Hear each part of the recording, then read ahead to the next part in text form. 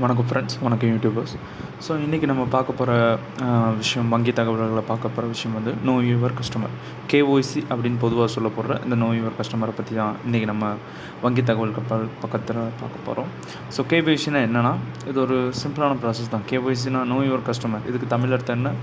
கஸ்டமரை தெரிஞ்சுக்கிறது. நம்ம கஸ்டமர் யாருன்னு நம்மளுக்கு தெரியுது. அவர் எப்படிப்பட்டவர், அவர் எப்படியான பிஸ்னஸ் பண்ணுறார், நம்ம கூட எப்படியான பிஸ்னஸ் ரிலேஷன்ஷிப், நம்ம கூட எப்படியான பிஸ்னஸ் ஒரு கோஆர்டினன்ஸில் நம்ம கூட இருக்கார், அதாவது ஒரு என்ன ரிலேஷன்ஷிப்பில் நம்மக்கிட்ட வந்து அவர் பிஸ்னஸ் பண்ணுறார் அப்படின்ற விஷயத்த அவரோட டேட்டாஸை வச்சு நம்ம தெரிஞ்சுக்கிறது தான் இந்த நோயர் கஸ்டமர். இந்த நோயர் கஸ்டமர் வந்து பேங்க்ஸ், ஃபினான்ஷியல் செக்டார்ஸ், பணம் புழங்குற மேஜரான இடங்கள்ல வந்து இந்த நோயர் கஸ்டமர் வந்து மேண்டேட்ரியாக இருக்குது. இது வந்து இந்தியாவில் மட்டும் கிடையாது, உலகம் பூரா இருக்கிற எல்லா பேங்க்ஸ், எல்லா ஃபினான்ஷியல் செக்டார்ஸில் இருக்கிற எல்லா ஆஃபீஸ், எல்லா கம்பெனிஸ்லையும் இந்த நோயர் கஸ்டமர். இது ஃபினான்ஷியல் செக்டார் மட்டும் இல்லாமல் ஒரு சாதாரண ஒரு மொபைல் கம்பெனி, ஒரு சிம், ஒரு நெட்வொர்க் கம்பெனி, அதில் வந்து உங்களோட டேட்டாஸ் எல்லாமே இருக்குது. ஸோ ஒரு சாதாரண ஒரு கஸ்டமர் கூட ரிலேஷன்ஷிப் வச்சுக்கிற வேண்டிய ஒரு ஃபேம் ஆர் ஒரு கம்பெனி ஆர் ஒரு எனிதிங் வந்து எதாவதானா இருக்கலாம். அது வந்து இந்த நோயர் கஸ்டமர் வந்து கம்ப்ளீட்லி இம்ப்ளிமெண்ட் பண்ணணும்.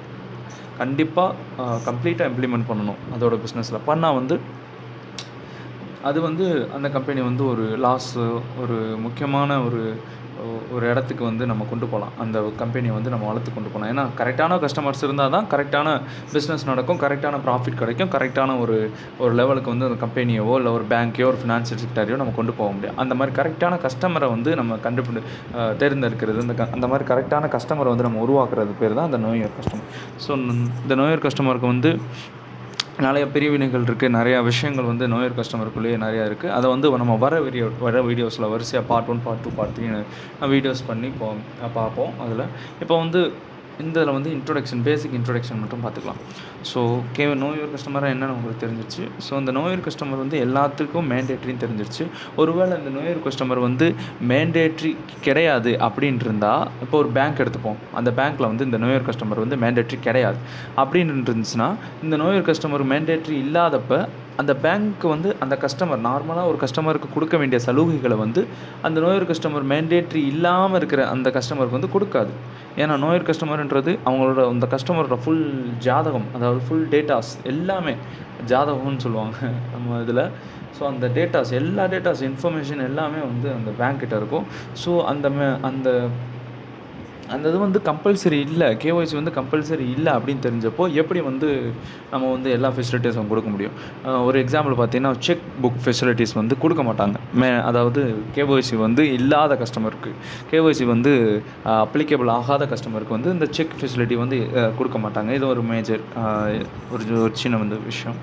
ஸோ அதே மாதிரி இந்த நோயர் கஸ்டமர் வந்து இந்த நோயர் கஸ்டமர் கைட்லைன்ஸ், அதாவது இந்த நோயர் கஸ்டமரோட ரூல்ஸ், இதெல்லாம் யார் வந்து ஆர்கனைஸ் பண்ணுறா, யார் வந்து புதுப்பிச்சு தரா அப்படின்னு நம்ம பார்க்குறப்போ, இந்த நோயர் கஸ்டமருக்கு வந்து நம்ம ஆர்பிஐ பேங்க்ஸ்னு எடுத்துக்கிட்டோம்னா, நம்ம ஆர்பிஐ வந்து சொல்லுது, இந்த கைட்லைன்ஸ்லாம் கொடுக்குது. பட் ஆர்பிஐ வந்து எல்லா பேங்க்கிட்டையும் தனித்தனியாக போய் உங்கள் கஸ்டமருக்கு ஏற்ற மாதிரி நீங்கள் வந்து கேஒய்சி ரூல்ஸ் வந்து அப்ரோச் பண்ணுங்கள். உங்கள் கஸ்டமருக்கு ஏற்ற மாதிரி நீங்கள் தனித்தனியாக உங்களுக்கு விருப்பத்துக்கு எப்போ, உங்கள் பேங்கிங் செக்டார் உங்கள் கஸ்டமருக்கு ஏற்ற விருப்பத்துக்கு எப்போ நீங்கள் வந்து கேஒய்சி ரூல்ஸ் வந்து இம்ப்ளிமெண்ட் பண்ணுங்கள் அப்படின்னு சொல்லிட்டு ஆர்பிஐயே போய் சொல்லுது.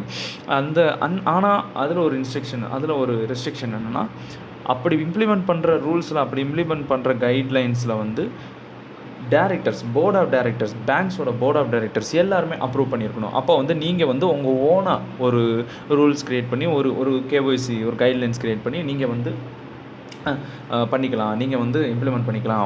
உங்களோட போர்ட் ஆஃப் டைரக்டர்ஸ் மொத்தமும், அந்த பேங்க்கோட போர்ட் ஆஃப் டைரக்டர்ஸ் மொத்தமும் இதில் வந்து அதை வந்து அப்ரூவ் பண்ணியிருக்கணும். இன்னொரு விஷயம் என்னென்னா, இந்த கேஒய்சி வந்து வெறும் பேங்க்ஸுக்கு மட்டும் கிடையாது. முன்னாடியே சொன்ன மாதிரி எல்லா ஃபினான்ஷியல் செக்டார்ஸ் எல்லாத்துக்குமே இந்த கேஒய்சி அப்ளை ஆகும். அதே மாதிரி இந்த கேஒய்சி வந்து முன்னாடி ஃபஸ்ட்டு ஆரம்பிச்சது என்னென்னா, வியன்னா கன்வென்ஷன் அப்படின்ற 1988 1988 நடந்தது அந்த வியன்னா கன்வென்ஷன். இதனால் என்னென்னா FATF அப்படின்ற ஒரு ஆர்கனைசேஷன் வந்து சஜஸ்ட் பண்ணியிருக்கு. இது எதுக்கு முக்கியமாக முதல்ல இந்த நியூ இயர் கஸ்டமர் கொண்டு வந்ததுன்னா, ஆன்டி மணி லாண்ட்ரிங் அப்படின்ற ஒரு விஷயத்துக்கு. மணி லாண்ட்ரிங் அப்படின்னு என்னென்னா கருப்பு பணத்தை வெள்ளை பணமாக மாற்றுறது அப்படின்ற ஒரு விஷயம் தான் money laundering. So anti money laundering அப்படின்ற ஒரு ஆக்ட்டுக்காண்டி கொண்டு வந்தது தான் நோ யுவர் கஸ்டமர். சில கஸ்டமர் வந்து இந்த நோ யுவர் கஸ்டமர் இல்லாததுனால எல்லாத்துக்கும் ஒரு பேங்க் அக்கௌண்ட் ஓப்பன் பண்ணி ஒரு கரெக்டான ஒரு கைட்லைன்ஸே இல்லாமல் போனனால இந்த வெள்ளை பணம் கருப்பு பணத்தை வெள்ளை பணமாக மாற்றுறதுக்கான செயல்கள் வந்து பேங்க்ஸில் அதிகமாக நடக்க ஆரம்பிச்சனால 1988 இந்த வீனா கன்வென்ஷன் அப்படின்ற மூலமாக FATF கொண்டு வந்தது தான் இந்த அதாவது இந்த KYCன்னு 40 ரெக்கமெண்டேஷன்ஸ் கொண்டு வந்தாங்க. 1990 40 ரெக்கமெண்டேஷன்ஸ் கொண்டு வந்தாங்க. அதுக்கப்புறம் 2001 BCBS அப்படின்ற ஒரு குழு வந்து கஸ்டமர் டியூ டெலிஜென்ஸ் அப்படின்ற விஷயத்தை வந்து பப்ளிஷ் பண்ணாங்க. இதுக்கான விஷயங்களை நான் வந்து அடுத்த வீடியோவில் தெளிவாக உங்களுக்கு சொல்கிறேன். ஸோ இப்போதைக்கு இது மட்டும் நல்லா நோட் பண்ணிக்கோங்க. நோ யுவர் கஸ்டமர்ன்றது ஒரு கஸ்டமரை நம்ம தெரிஞ்சுக்கிறது. அது எதை மூலயமா தெரிஞ்சுக்கிறதுனா அவர்கிட்ட இருக்கிற டேட்டாஸை நம்ம வாங்கி அது மூலயமா புதுப்பிச்சுக்கிட்டே இருக்கணும். அது ஒரு டைம் பீரியடில் புதுப்பிக்கணும். இது வந்து international guidelines, not only in இந்தியாவில் மட்டும் கிடையாது. எல்லா இன்டர்நேஷ்னல் கைட்லைன்ஸில் இருக்க எல்லா பேங்கிங் செக்டர், எல்லா ஃபினான்ஷியல் செக்டரும் அவங்கவுங்களுக்கான தனித்தனியான KYC கைட்லைன்ஸ், KYC ரூல்ஸை வந்து இம்ப்ளிமெண்ட் பண்ணியிருக்காங்க. ஸோ இந்த விஷயம் வந்து இந்தியாவுக்குள்ளே வந்து எல்லா பேங்க்ஸும் KYC கண்டிப்பாக பண்ணணும்.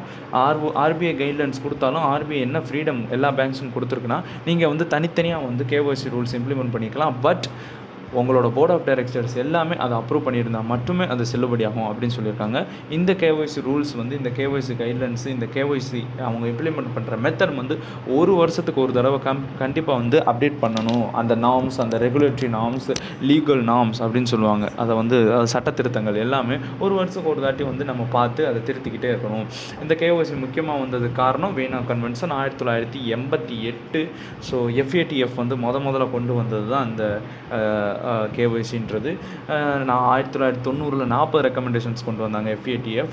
கஸ்டமர் டியூ டெலிஜென்ஸ் அப்படின்ற ஒரு விஷயத்தினால கஸ்டமர் டியூ டெலிஜென்ஸ் அப்படின்னா என்னென்னா கஸ்டமரை வந்து கண்காணிச்சுக்கிட்டே இருக்கிறது. அவங்கள வந்து அவங்க என்ன நடவடிக்கை நடந்துக்கிட்டே இருக்குது, இந்த கஸ்டமர் வந்து நம்மளுக்கு வந்து நம்ம பேங்க்கோட பிஸ்னஸ் கூட நல்ல பிஸ்னஸ் வச்சுருக்காரா, இல்லை வந்து தப்பான வழியில் வந்து பணத்தை டிரான்சாக்ட் பண்ணிக்கிட்டு இருக்காரா அப்படின்ற கஸ்டமரை வந்து மேண்டேட்ரியாக கண்காணிக்கிறது. அதுதான் அந்த கஸ்டமர் டியூ டெலிஜென்ஸ். இது வந்து ஒரு டைம் இன்டர்வலில் கண்காணிச்சிட்டே வருவாங்க. 5 வருஷம், 6 வருஷம், சில நாள் 10 வருஷம் அப்படின்னு.